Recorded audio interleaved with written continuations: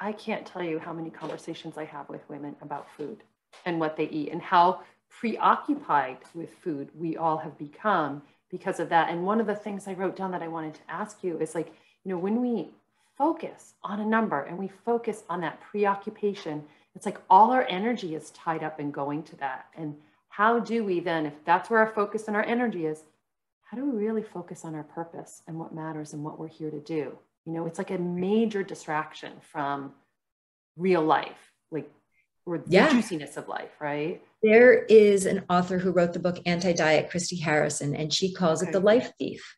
Time, money, and energy. How much time, money, and energy have you, who's ever listening, spent? And I know the answer. I mean, I can't even calculate the amount of time, money, and energy, and missed experiences or experiences that weren't as joyful as they could have been because I was so hyper focused on what size my body was in.